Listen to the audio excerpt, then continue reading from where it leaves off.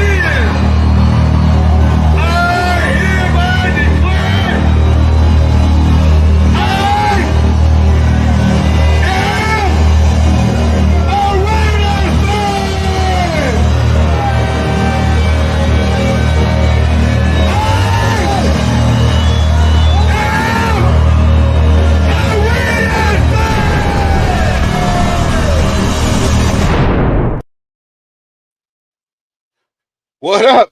Hey, hold on. I got something going on here. I don't know why I'm on here twice. I'm on the Well, here we are talking about. Hold on, I'm just trying to delete. I shared. No, that's cancel. And okay, I'm good here.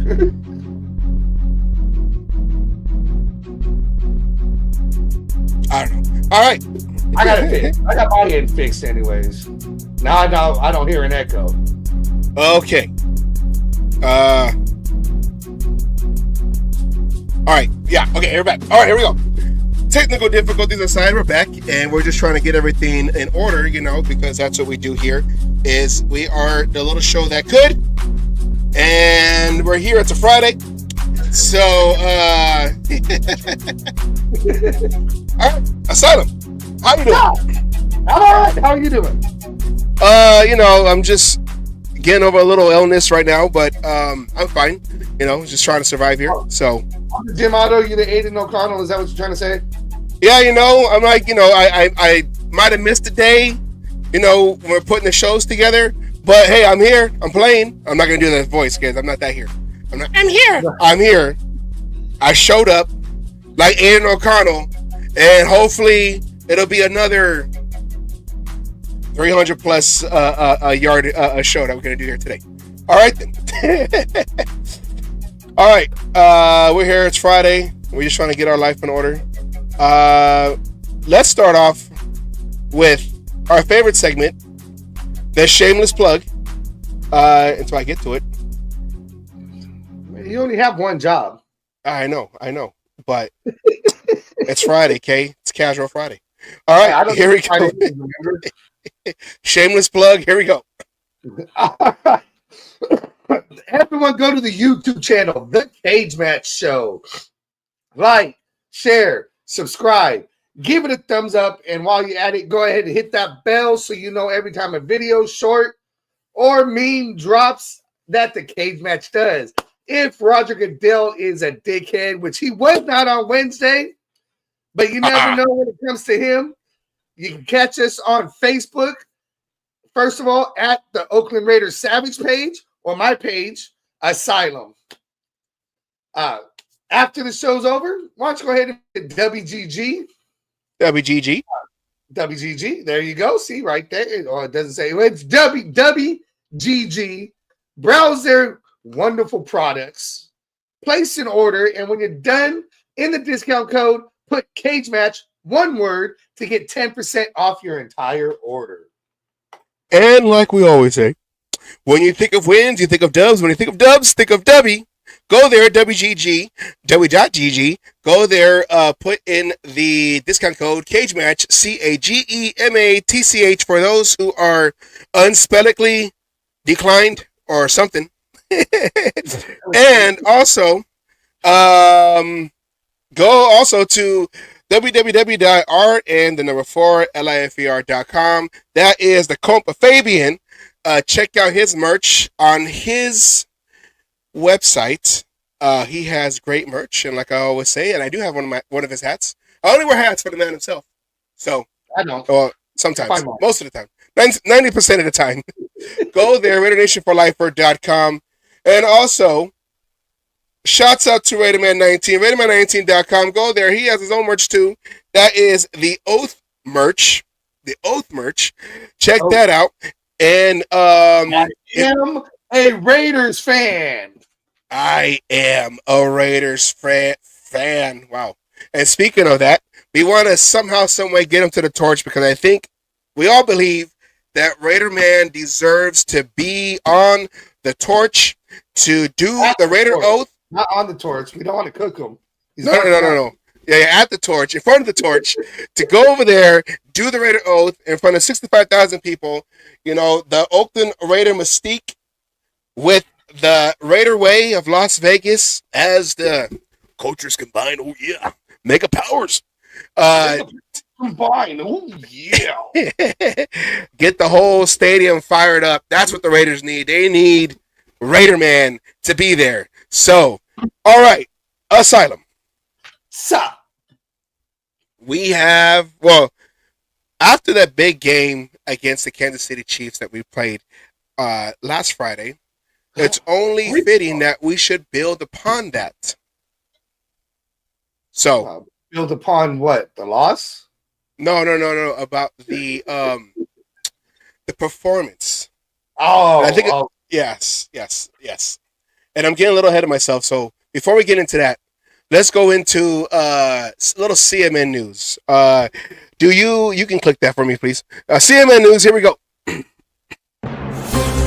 This is CMN, a cage match news update. Thank you, James Earl Jones. R.I.P. All right, R.I.P. First one on there, and we said it last week. Running back Sincere McCormick signed off practice squad to the active roster after his performance that he had against the Chiefs, continuing off what he did against the Broncos the week before. He has shown that he deserves a spot on this roster. I believe he went undrafted. So for him to come on and show up and show out like he did, especially against the Chiefs, who has a decent running defense, maybe that goes to show that the future is in McCormick. In the season, third-year running backs, second or third-year running backs, because this is his third year with the team, coming off the practice squad, seem to have success for us. Yeah. Last year was Zamir White. This year it's Sincere McCormick. Yeah.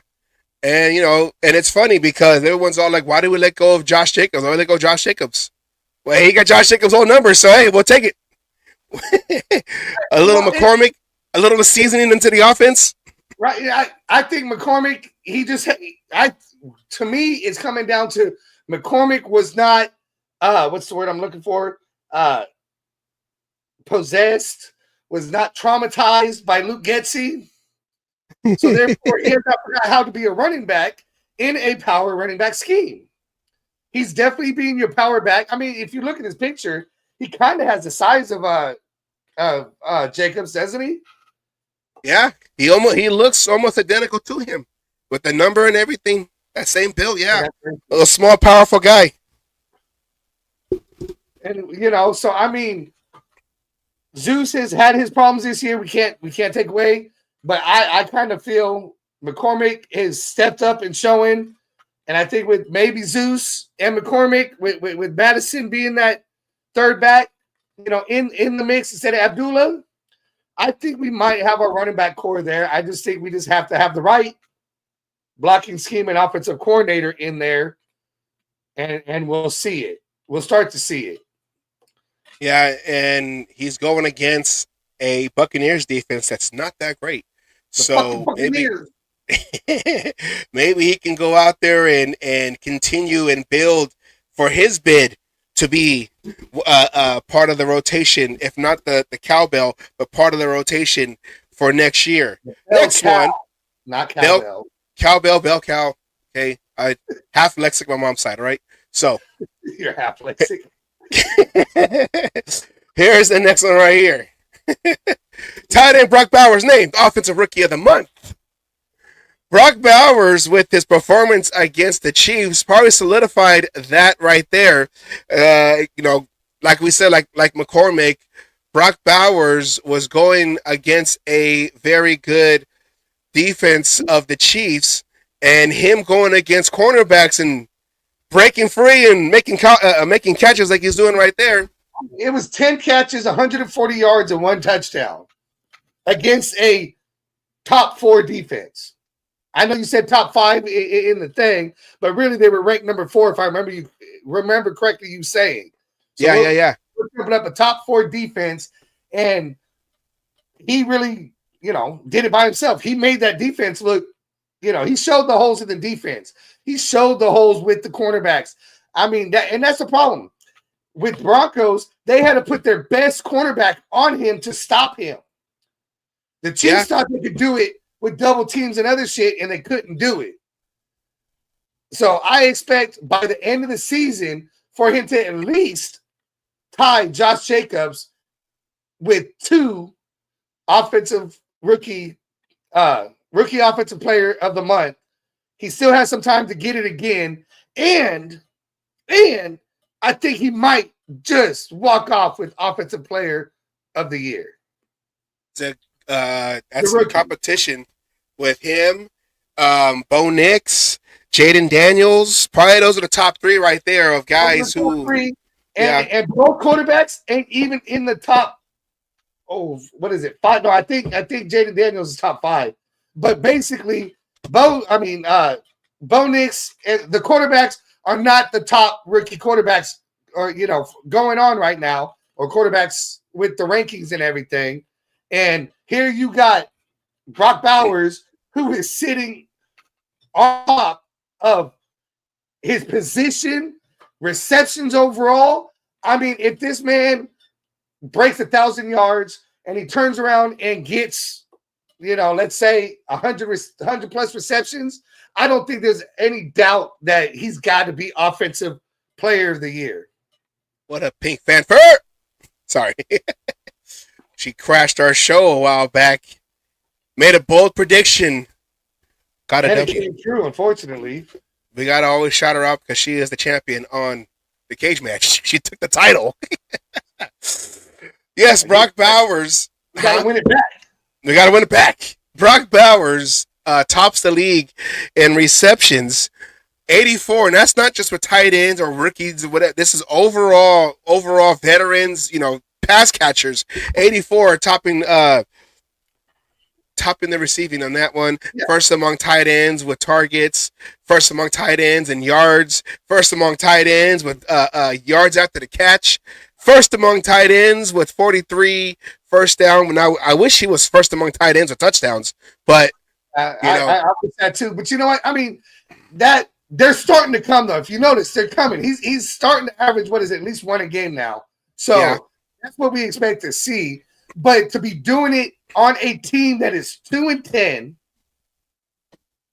to be doing it with 3 different quarterbacks that he's had to play with, to be doing it, everything he's doing as a rookie, and still to be as productive, and he is literally the top tight end in the NFL. It ain't Kittle. It ain't Kelsey, and it ain't. Oh, God damn it! Who was that other one? Oh, it doesn't matter. It don't matter because you know why?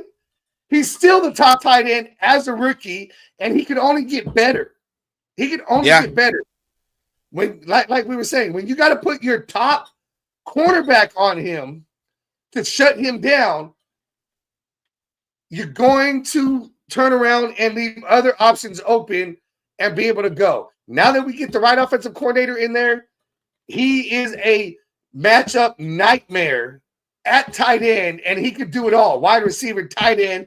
He could block on the offensive line if he needs to, and he could come in and play running back if you need it. He is the Swiss Army knife. Yes. And yeah, and you know, we keep talking about it. Pick number 13. We didn't go quarterback. We went best player available. First time in a long time the Raiders picked best player available and not project.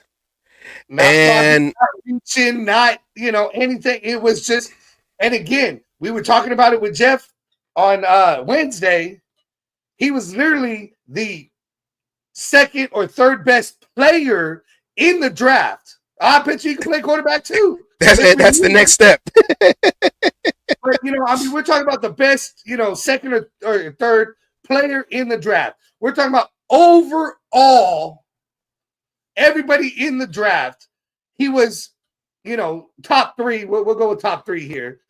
And, he falls to you on 13, and then people got mad because you drafted him.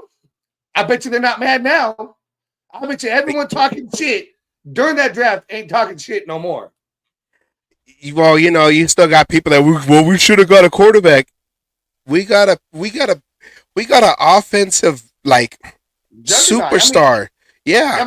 I mean, he's a generational player. Those are the guys, Crosby's generational player. Nobody knew it when he got picked in the fourth round and everything, but he turned into a generational player. Yeah. When you have the opportunity to get a generational player, you do not pass it up. You don't. And this is just proving that point right there. Because if all he can do is get better, what's a quarterback's safety blanket? A tight end. A tight end. Now you got a tight end who could actually fucking play and do shit. Again, yards after the catch, 400 plus yards. Yards after the catch. 445. 445. I mean, that there is not something you can teach on how to be able to get yards after the catch. He doesn't try to juke. He doesn't do anything. It's straight power after he catches the ball. And after the catch. And I'm not, I don't want to go and talk about people who used to be on the team, but one of the things that Peggy had said, in one of the episodes back, beginning of the season is, how come Davante Adams can find his way open and da-da-da-da? Hey, Brock Bowers is doing it as a rookie. Davante Adams, what happened with Davante Adams? He's supposed to be the top receiver in the league. That's called heart. Brock Bowers is showing more heart than Adams did in his 2.5, whatever many years, 2.5 years he was here. Brock Bowers was a rookie. Not quite 2.5, but yeah. Yeah. So, it's just heart. It's just heart. I'm going to get off this guy. I don't care. I'm going to catch that ball. It doesn't, whatever. It doesn't, I don't care. I'm going to catch that ball. And he hit. I was just going to say, most players come in with a chip on their shoulder to do this kind of shit. Yeah. He doesn't even have a chip on his shoulder. He's just saying, he just came in and put in a statement, I'm going to be the best in the NFL, and I'm going to start at season 1. Yeah. It's like Megatron. It's like Calvin Johnson. We need a name for Brock Bowers because he's just going out there. I think he's a cyborg. Okay, I think that's what it is. Okay, he's a cyborg. He's one of those. He's one of those Tesla AI robots. Okay. We definitely don't need to give him the nickname that Davante Adams gave him. Yeah, because businessman, BM, baby mama. BM. Okay. We don't need that. Yeah, that's why he's not on the team anymore. All right, and last. They should come up with a nickname for him. We'll figure that out. Watch it go viral too. Last one right here. Max Crosby nominated for Walter Payton Man of the Year award. This award is the league's most prestigious honor, presented by Nationwide, recognizes NFL players who excel on the field and demonstrate a passion for creating a lasting positive impact beyond the game. Each of the league's 32 nominees, they were announced the other day. So each team picks their own nominee And then they vote. When do they vote? Towards the end of the year. Towards the end of the year, I think The NFL awards. Yes. Max Crosby. Crosby has been a steady, fast supporter of the Make-A-Wish Foundation. He's also have helped with 5 Make-A-Wish. So he hosted 5 Make-A-Wish kids. He does the foundation for the pit bulls, and he's an advocate for sobriety. Yes. He also hosts a football a play football skills camp. So he does a camp for the kids too. So he's out there in the community. And then the way he plays. So this is the second time being nominated by the team to get the Walter Payton Man of the Year. And then when the player wins that award for the rest of their career, they get that Walter Payton patch on their jersey. One that I know that you'll see I think Russell Wilson has one because he's had one, throughout his with the Seahawks, now with the Steelers. So you'll see the player no matter where they go, how long they play. A player who's won the award during this time frame of the year will have the Walter Payton Award patch on their jersey. Yes. You see the comments? Yeah, I saw it. Yeah, he's all for sobriety, Budweiser. Hey, I'm sober-ish. I'll sober up to Max Crosby. Let's go. I'm sober adjacent. I'll be part of I'll be part of his organization to show you what not to do. You're going to be the Fire Marshal Bill of sobriety. Let me show you something. All right. For those of you who don't know who Fire Marshal Bill is, he's a character played by Jim Carrey in the early 90s sitcom called In Living Color, where he played a fire marshal who would show examples of what not to do with fire. Hilarity ensues. He was all burnt up. You gotta remember that. He was always burnt up. Yes, he was always burnt up. And last one, this is a special one for me. I don't have a little title coming up, but here's the last one. Happy birthday to my stepson, Emiliano. We took him to his first Raider game a few weeks back. He went to go see the Steeler game. So this is him at the tailgates over there at the Steeler game. So I wanted to give a special shout out. His birthday was on Tuesday. I didn't get a chance to shout him out on Wednesday, but I wanted to make sure because we're going out to dinner for him tonight. So that's him in the stands. You know what the coolest thing about when he went to this game, even though we lost to the Steelers and you saw all these Steeler fans like you see over there in the background as they're walking out the Allegiant Stadium, he was over here like, Raiders! Raiders! Raiders! And I'm all like, that's what you're supposed to do. It doesn't matter if win, lose. You got to still scream Raiders, okay? It doesn't matter. So it's in our blood. Exactly. So shouts out to Emiliano. He turned 10 on Tuesday. So I want to make sure that I threw that out there and shout him out. And I do have videos of him screaming Raiders. It's not on here right now, but I do have it on my phone. So maybe I'll put that together and I'll show that of him screaming Raiders in front of all these Steeler fans all confused. So that's why I wanted to get that little shout out right there. Shouts out to Emiliano. And and shouts out to Jason. Jason said it's his birthday. So shouts out to Jason. He just said 52. He was just throwing out his age just to show how much, he's how much I'm gonna assume it's how much torture he's been through in his 52 years of probably being a Raiders fan. Well, then I'm gonna say future shouts out or belated shouts out. Happy early birthday or belated birthday, whichever way it goes. Happy birthday. Yes. It's all good. All right, Asylum. We got the Buccaneers. You're better looking than all of us on here anyway, so it's okay. Yeah. And Anna will probably, kick all our asses too. So. All right, now I saw them. We have the Buccaneers. And I know. Hey, it's funny. He has the same birthday as Howie Long, and I have the same birthday as Cliff Branch.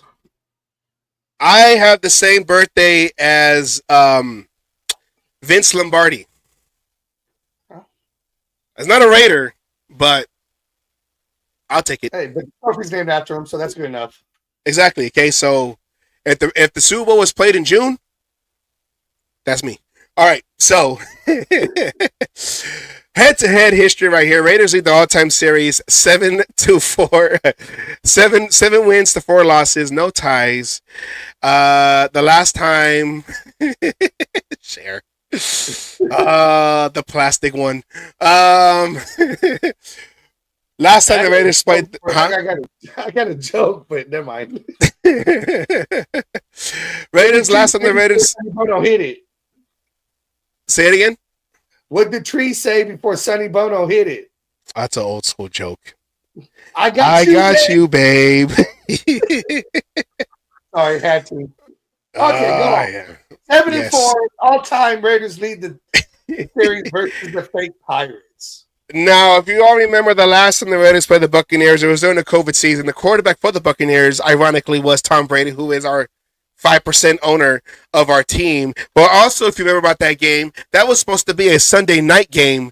And then when we had like 5 players who were out with COVID, because at that time, if you tested positive for COVID, you cannot play in that game. They ended up moving that game because, see, the funny thing about that game was, I believe it was like Steelers and Titans. They had to have a Tuesday game. So they were able to postpone the game until they were ready to play. But they made ours earlier. They turned us and made ours the early game of Sunday. Yes, instead of having the night game, they flexed out and put Seattle down there for the Sunday night game. They moved us up a couple hours to the 1 o'clock Pacific time game because it was a home game for us. And then, as you can see the score, So if you're, for those who say, well, the Raiders are always paranoid about the NFL. Nah, not with this guy. Okay, that's why we say what we say on this show. Okay, so going back, of course, the one. Why we say, you didn't put it out. No, I wasn't going to do it. Sorry. Sorry. Okay. Just so people know, I put the safety hat on, so Goodell didn't hear it. So I won't shut us down. The one notable game, of course, we can't avoid it, was the 2002 Super Bowl, the Gruden Bowl, where we lost 48-21. That game was significant not only because of the Super Bowl, but we lost our starting center, Barrett Robbins, the morning of the Super Bowl, and that was basically the end right there of our season. So those are the on the show. I know we were so close. We wanted to have him on. He's no race intended. He's the white whale we're trying to catch. Okay, so I'm still working on it. I'm so close. So close. The Buccaneers. This is how weak this NFC South is. The Buccaneers are 6-6, and they're first in the division. Us 2-10, fourth, last, whatever. So another notable one in 1999.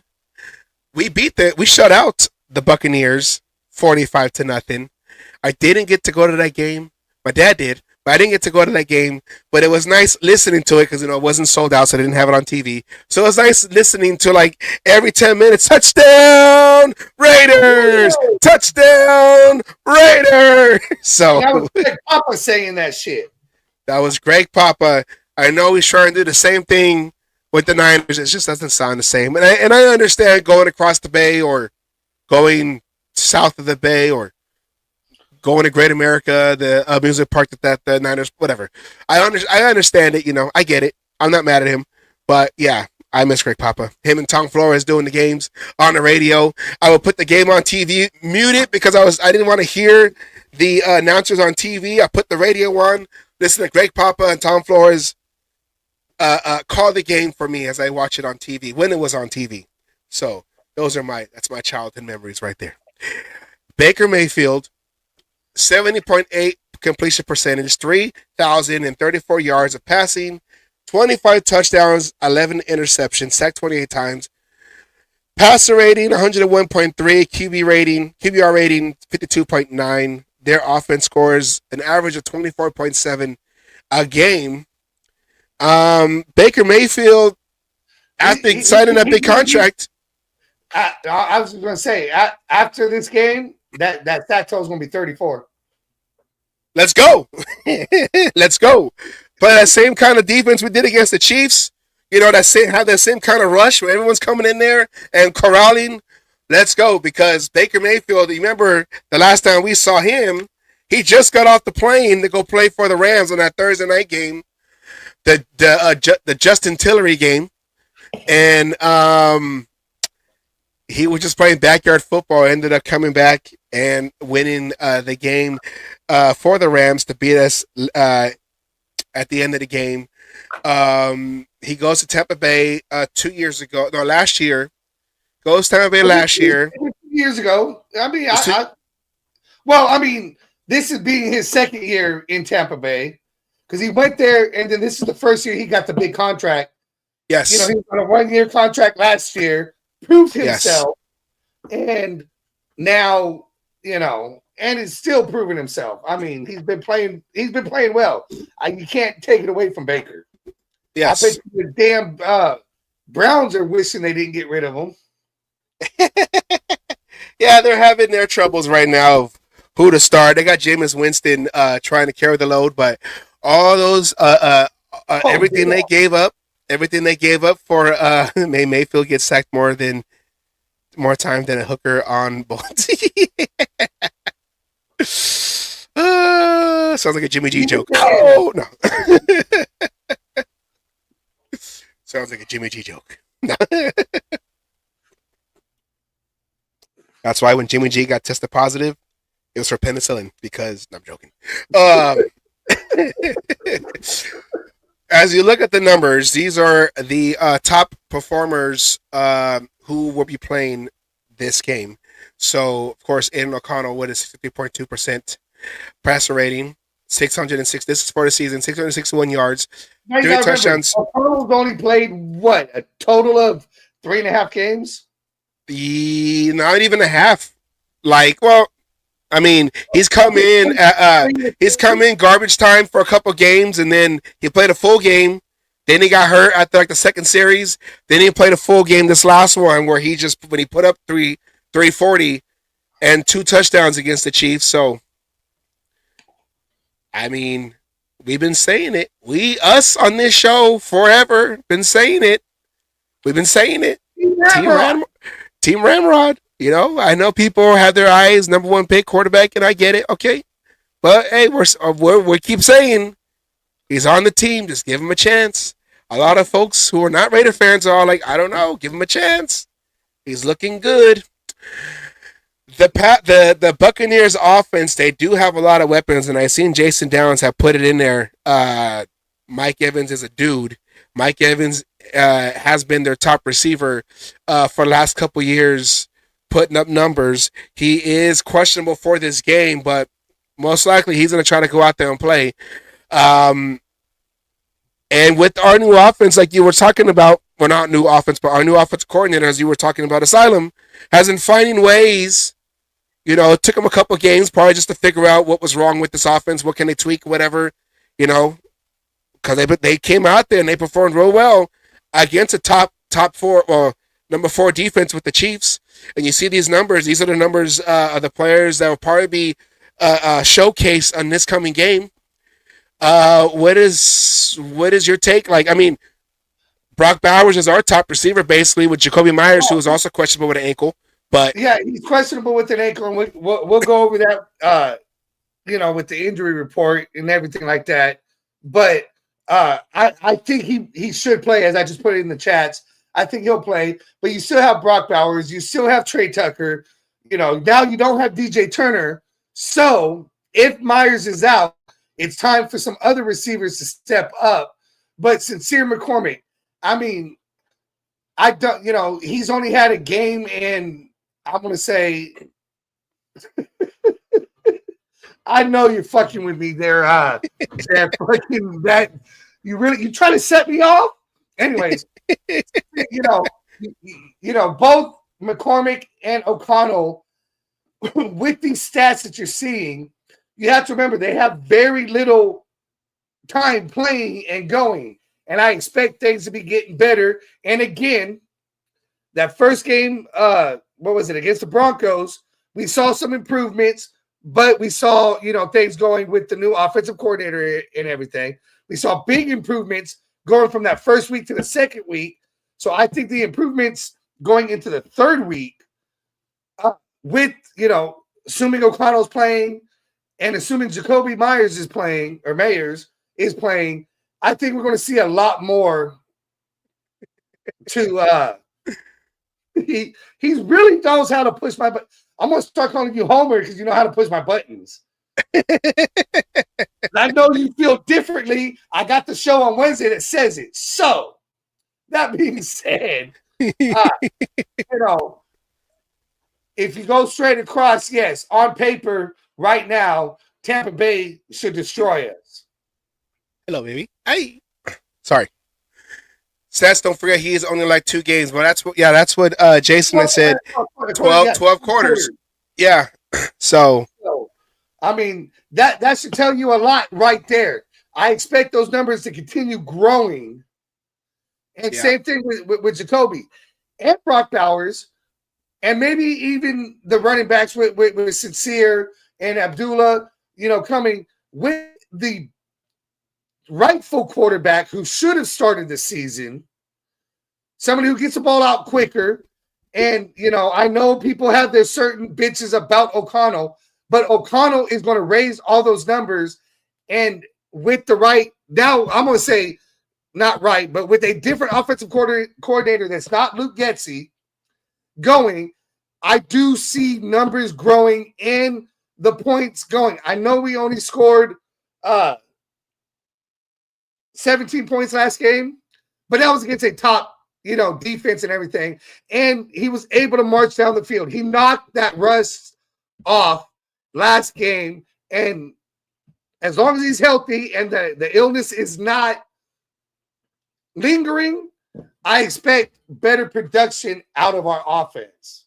And the one thing that I do like about, the Turners, preparing the game plan, when Brock Bowers was playing against the Broncos, they had Surtain on him. So Brock Bowers was kind of shut down a little bit. He didn't get his numbers like usually. So it looked like they made adjustments to find ways to get him open because he was being chased by the Chiefs' top cornerbacks and finding ways to get open. So they're making those adjustments to get their playmakers the ball. And that was one thing that we weren't seeing, or we weren't having, or we weren't getting with Getsy. And it's one of those things that, because we had him already on the staff. If Scott Turner was the offensive coordinator and O'Connell was named the starter, and I know we're talking about ifs, and I know the saying that you always say is ifs for fifths. Hey, y'all be drunk. But it's just one of those. It's just one of those things that's like, what if? So mistakes were made. But that's the thing. Okay, mistakes were made. Things happen. A lot of injuries gone. We talked about it throughout the season. But it's one of those things, as we said, I said it on Wednesday, about giving O'Connell the chance in starting and going. We have 5 games here to turn around and prove what I've said. If, I know there's people out there want that, 1-2 draft pick, everything else like that. I want to win these next 5 games. I don't care where we're picking. I want to win the next 5 games because I think it's going to help. It's going to help AP keep his job, which we need with the continuity at head coach. It might help Scott Turner keep the offensive coordinator job. I don't know how I feel about that yet. Whether it's Scott Turner is going to be the answer, we need to go a different direction, whatever. I like to see what happens with these games and see what kind of improvement we have on offense with it. I'm not expecting a 60 fucking 73 point game coming, like we did against the Chargers. I'm not expecting anything like that. I just want to be in all these games. I want to move the ball and keep going. But Norv Turner, I guess, and Scott Turner are coaching right now for their jobs. AP's coaching for his jobs. O'Connell is playing for the fucking starting job. I'd like to see some continuity and some things go into next year. And again, I made it clear, if it doesn't work out, I want it going, but if it doesn't work out, it goes straight to, then we could go for another possibly generational player at quarterback. And I've said it and I'll say it again. I'm willing, if it doesn't work out, sell the fucking farm. I'll give up 5 goddamn first round draft picks if we were, depending where we're at, to go get, Arch Manning. Arch Manning. A Manning on the Raiders. That'd be crazy to have. That's going to be a lot of, depending on how we play, how we look this our next season, you have to trade up to get that. If we, make noise, whatever. Looking at the numbers, or, whatever. Looking at the numbers, Raiders offense 26 to the Buccaneers 6. Our defense is 11 to their 27th. Our passing is 17th to their 9th, and of course our rushing. Even though we eclipsed, we passed 100 last week, our second time this season, we're still 32, 32nd in the league, last in the league, to their 8th. So you see that their offense is ranked up there, but their defense is not. So we believe that this could be one of those shootouts. No, I think it's there, especially when you start looking at all the injuries between the two teams, which we'll get into going. That's going to affect a lot of things. And I know I agree. They got a worse defense than we do. But we know what Baker could do. He's beaten this defense and Patrick Graham defense already last year. We just talked about it. I agree with you. There's a possibility of a shootout, and there's a possibility of it being, 34-31, something like that. We're not just talking about a shootout 17-21. We're talking about a real legitimate shootout where it's going touchdown for touchdown. And it could be the battle of the tight ends, Bowers versus Otten. Because we haven't been all that great covering the middle of the field either. Also with other tight ends. So could be Bowers versus Otten. Who's going to score the most, or who's going to make the most plays? That's true. Yeah. Raiders offense. Here we go. Rated up the numbers. Raiders offense. 304.4 overall yards per game is 25th. 78.1 rushing yards average.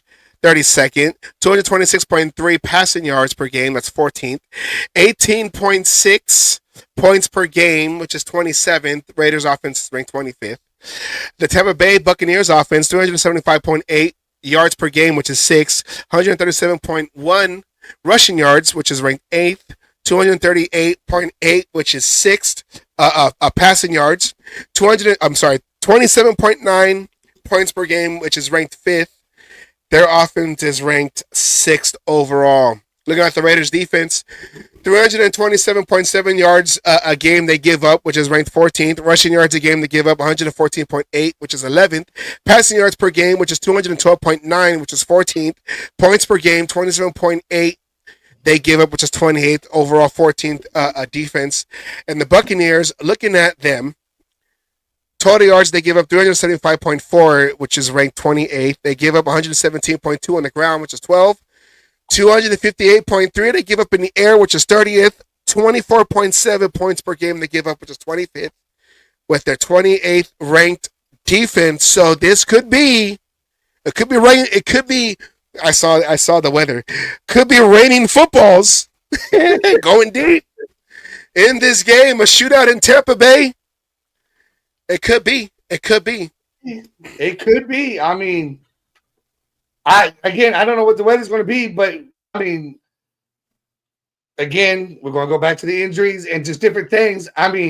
there should be no reason why we can't keep it, keep this game and be toe to toe, however you want to word it, and be in this to the point in the end. And as long as we don't have an ending to the game like we did with the Chiefs, I don't see why we can't win this game.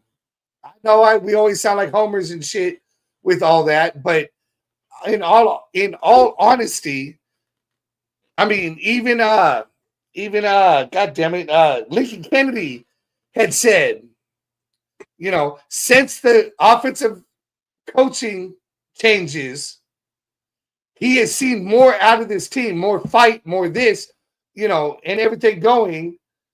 And, why can't we go out, on top of our shield, right? I mean, go out on the shield, just sit there. Don't worry about draft picks, everything else, because I guarantee AP and Crosby and shit like that, they don't give a fuck about the draft pick. All they want to do is go out there and end the season on a high note and build off of that. And sometimes people forget about that.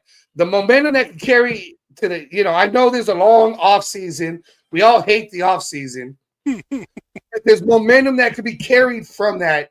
There's pride that can be taken from that, as well as a lot of these players, whether it's for the Raiders or other teams, are playing for their jobs. You think they want to go out and lose? No. So, we got it ready. What's forecast? Oh, yeah, I was looking it up, too. It's projected, or he says 75. I see 72, partly cloudy, so that's a good. Hey, that's Florida. It's nice warm weather. I'd rather have that than what I got going on now. Yeah. So, just as naturally. Well, I mean, like these games, this is evaluation season now for the Raiders. A lot of these players are going to be playing their hardest because they want to come back. They want to, be on this team or at least have something to show for the next season if it's not on the Raiders team. And with the schedule that they have coming up, I mean, you got the Buccaneers. They're 6-6, even though they're first place, they're 6-6. If we can play the same way we played against the Chiefs against the rest of these teams, I mean, not saying they can go 5-0 the rest of the way, but they can start. I don't see why we couldn't, but no, I agree with you there. But I see at least a minimum of 3 wins right there. Yeah. And I'm saying a minimum. Falcons, depending on what happens, I heard the possibility of Kirk Cousins being benched. So if Penix is going to play, that could be a win. And the other one being the Chargers could be another tough game. But I could see Tampa, Jags, and Saints all being wins. I mean, yeah, if you look at it, the Falcons, we could be seeing the quarterback that people say we should have went up and drafted, even though it was a surprise that the Falcons did what they did, because they probably would have drafted him. Yeah. Falcons. The Saints going against our former quarterback, Derek Carr. Possibly.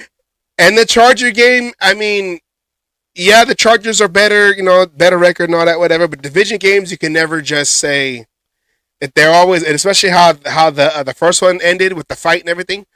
This team is going to be fired up for that last game, because if you remember, the last time the Raiders played the Chargers at home, last game of the season. Not that the Raiders are going to the playoffs, but the Raiders, that took them. That was the game that either team wins, they go to the playoffs. If they tie, both teams go to the playoff, and the Chargers done pissed off the Raiders. Field goal for the win. All right, looking at, you talked about it, the injury report. Ours is getting smaller because all the guys are on IR, so they don't show the IR no more. But Nate Hobbs is. This is the first time I think the other teams had more than us. I know. It's because we've taken them off the report and said, well, they're going to be on IR. There's no point in keep showing them. Nate Hobbs has the ankle, so he's going to be out. This will be his third game out. His third game, the Cincinnati game. I believe. Yeah. Madison is, huh? Yes, I think you're right. I think you're right. Third game, yes. Yes, Madison. He is questionable. Zamir White, he's out. I think the same out. 3 games it's been. Meredith guard shoulder, but he should be playing. The tight end off the practice squad shorter. His back, he's doubtful, so most likely not. Jacoby Myers got that ankle. He was fighting with that ankle a few weeks back. He was out for a couple weeks with that ankle. He came back and played 2 games. Showed out last game. I can't see Myers not playing in this game, but he is real questionable. Aidan O'Connell had an illness, did not practice on Thursday, but he was full go today, I believe AP said. Yeah, no, he was full practice today. That's what I saw. And Amir Abdullah has a foot, but he should be going. If you look at the Tampa Bay Buccaneers list, I think we got Brock Bowers' new nickname. I like this. Nightmare Express for Brock Bowers. Nightmare Express. Credit that to Devon Johnson. Nightmare Express. Brock Bowers. Brock Bowers, if you look, Nightmare Express. If you look at the Tampa Bay Buccaneers, a lot of their key guys were on the injury report. You see, like Mike Evans, he has a hamstring. He should go. I thought he was questionable, but I guess not. Whatever. You have got Baker Mayfield, Achilles knee. He's a full go, but I mean that's if you see lately all these Achilles injuries. That's just a play one way or the other that could get you out of a whole thing. Both Achilles and knee. I mean, either one of those flare up, that takes you out of a game. Yeah. Levante David, outside linebacker, questionable with rest. I guess they got to wake him up so he can come play. I don't know. So yeah, you got Bucky Irving, the running back, questionable with a hip in the back. So they got some key guys that are on this list that not saying could affect the game, but I mean they got their key guys that are on this list. So we'll see what happens in that on Sunday, but they do have a long list of injuries. I mean, I remember for the last 3, 4, 5 weeks, we've been on the other side of that. We've had the long list and trying to, make shit work and finally things going. And, I was just going to say something about the O'Connell thing. People who like to sit there and make videos and put shit out there, whether it be Instagram, Facebook, YouTube, whatever it is, do your fucking research before you go out and saying shit. Because there's people going out there saying, talking shit about O'Connell and wanting to say, but he's hurt, he's injury prone, da-da-da. First of all, it was an illness, and he was out for 1 fucking game. It could have been food poisoning. You don't know what it is. Do a little bit of research before you go out and run your mouth on shit and then sit there and try to mock Aidan O'Connell and shit like that for him to just be able to come back, which I'm sure there's going to be a video coming in tomorrow talking about, this, that, or the other. I mean, injuries, things are going, and you can't call a guy who's in his 2nd year and only had 1 legitimate injury and call him injury fucking prone. Yeah. I mean, I know Derek Carr, until he went to the Saints, he had 2 injuries that kept him out of games. It was a broken back and a broken fucking tibula. Yeah. Okay, 2 legitimate injuries in 9 years, but people want to turn around and say, say shit. I mean, I get trying to get views. I get this, that, the other, but come on, a little research, put proper information out there. We all make mistakes, and shit like that with things we say, all these content creators, but just a little research, a little things, and make sure what you're trying to put out there, otherwise, you want to talk shit. And this is a person who happens to talk shit about a Mitchell Ranch, this, that, the other. To me, better than them when you do this shit, because it's basically just clickbait, because you're just trying to get that click and get the fucking like and get the fucking view. Come on. A little responsibility in doing this shit is not too much to ask for. Come on, man. Oh, but and Devon, I get where a lot of people are saying, on that one about not convinced, even though here on the cage match, we are I talk out my ass sometimes too, and I can blame the alcohol every once in a while. But anyways, yeah, Team Ramon. We are definitely convinced with with O'Connell here, but I get with going. But that's what I'm trying to say. I said it on Wednesday when Jeff was on the show. I'm saying it again. I'll say it all the way until fucking they let him go, whatever the situation is. Give him the full year as a starter so he can sit there and convince everybody that he is not only a franchise quarterback, but the franchise quarterback for the Raiders. With the right offensive coordinator and an O-line, I think O'Connell could fucking not only prove himself, but make believers out of even the most skeptical Raiders fan. He just hasn't had the chance. He's had nothing but bullshit put in front of him for the first 2 years of his career. Yes.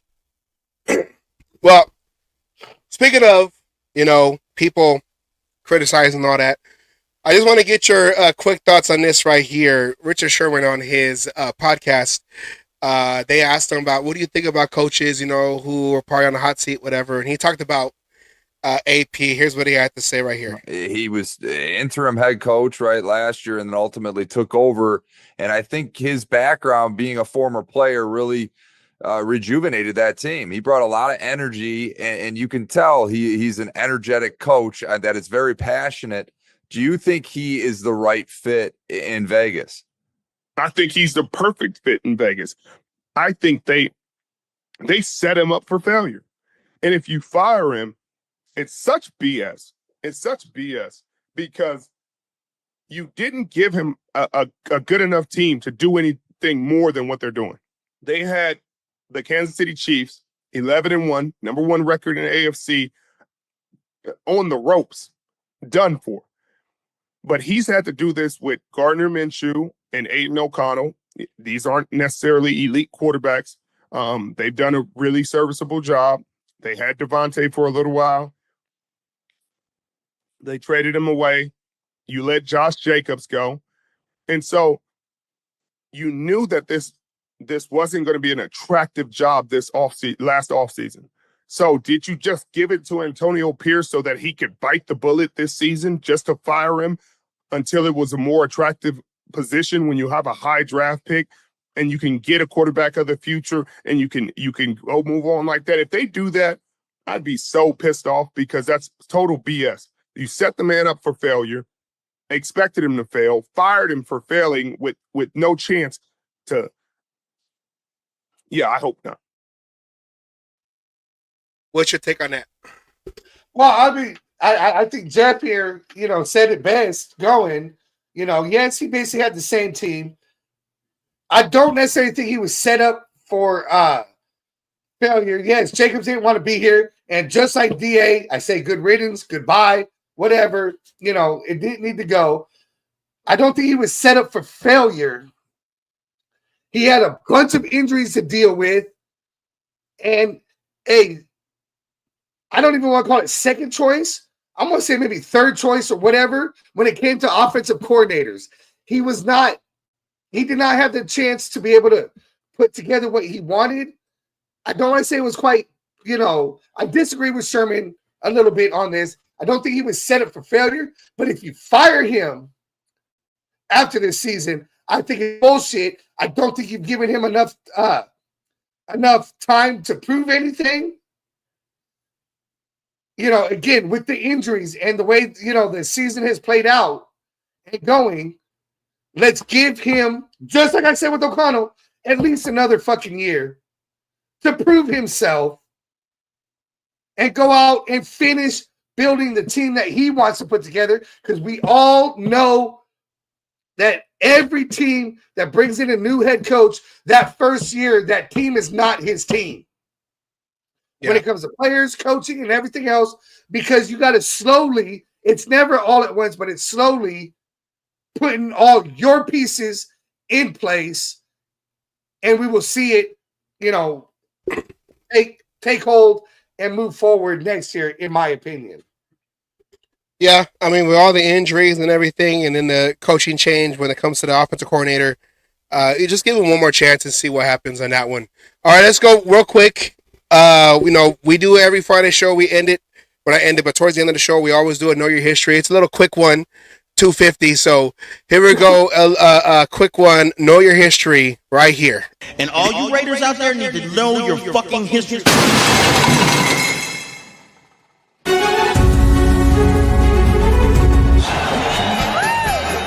Raiderettes, Raider fans, linebacker Greg Biekert and teammates were all in a holiday mood for the final home game against the Tampa Bay Buccaneers. But only one daring Pirate fan would gain glory today. Silver and black domination was on display early. 3rd and 5, throws, caught, Brown, first on 10, 5, Brown, touchdown, Raiders! Rookie linebacker Eric Barton would not be fooled. And defenders Darrell Russell, Richard Harvey, Russell Maryland, Grady Jackson, and Calvin Branch continued the attack. Santa and the fans had reasons to celebrate. Richie ahead of Whitley. Here comes Tyrone up the middle. 25-20. He may go out. 10-5. Touchdown. Tyrone Whitley. In a blink of an eye. Young Raiders like number 98 Chuck Osborne, 91 Roderick Coleman, Pro Bowl choice Darrell Russell, Eric Barton, and 51 Lance Johnstone invaded the Buccaneers' backfield. Back, Lance Johnstone picks it up. They'll run it in. Touchdown, Raiders!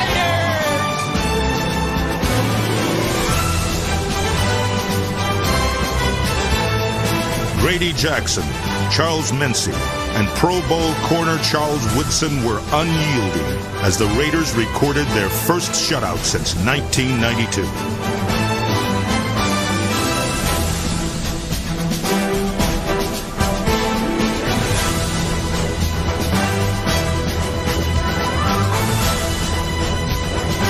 John Gruden directed the NFL's number 2 offense on a scoring avalanche, and rushing average leader Napoleon Kaufman exploded. Outside, he is gone. The Raiders are blowing out the Tampa Bay Buccaneers.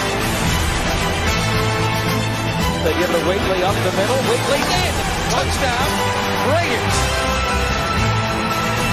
Pitch to Kaufman, led by Kennedy, and he breaks one tackle of a hot two, comes back left, he may go the whole distance, pouring out to block, Kaufman's gonna go the whole way, touchdown, Raiders, a 75-yard cutback run by Napoleon Kaufman. The Raiders totally dominated, beating their 4th playoff team this season. Right there. Remember that game? All those stars. I saw Jeff right there talking about, I forgot how many big names we have on the team. Yeah, that was back then in Oakland. They came in, and, this is during their run because, the beginning of their run, the Buccaneers, and we ended up shutting them out 45-0 at home in front of the black hole. And they showed earlier 2 guys that was, doing the face paint. Those are 2 original black hole members, Maldonado and Hard Hat Harry, which I have this shirt right here. So, new shirt, new design. I was going to say, it has to be. I see the OBH on there, Yeah. So, I got to hurry up because, like I said, today is my stepson's birthday. So, we're going to celebrate that, take him to dinner. Shout out to Emiliano on his 10th birthday. Solemn. Any last words? Anything? Especially if you're on that video of showing all these old Raider, I'm going to say old, but legend players legends for my generation. Well, okay, I'm not going to say we're going to shut him out and everything, but I don't see why we can't play as well as that team did right there. Yeah. I don't see why we can't come out with this victory and go. I'm going to sound like the homer. I'm going to do it here. I think we could come out with this W here. I know there's Baker, but I'm not worried about Baker. He's hobbled. He's slow. I think right now we keep going. We keep doing, and we start a winning streak starting on Sunday by beating the fake Pirates. The fake Pirates, as Captain Jack Rackham calls him. He has to deal with that down there, living in that area. All right, we're gonna get a victory. We're gonna blow it up over there in the Buccaneers. So, with that said, I want to say thank you everybody for coming on the show, for spending your Friday with us talking about the Raiders. You know, that's what we like to do as Raider fans, talk about the Raiders 24/7. So with that, I want to say, like I said, thank you. And we end every show like we always end with a word from Coach Wallace, a.k.a. Raider Milt. Take care, everybody. Have a good weekend. Be safe out there. And let's get a Raider victory, even for those that want to tank. I don't care. Raider victory, baby. Let's go.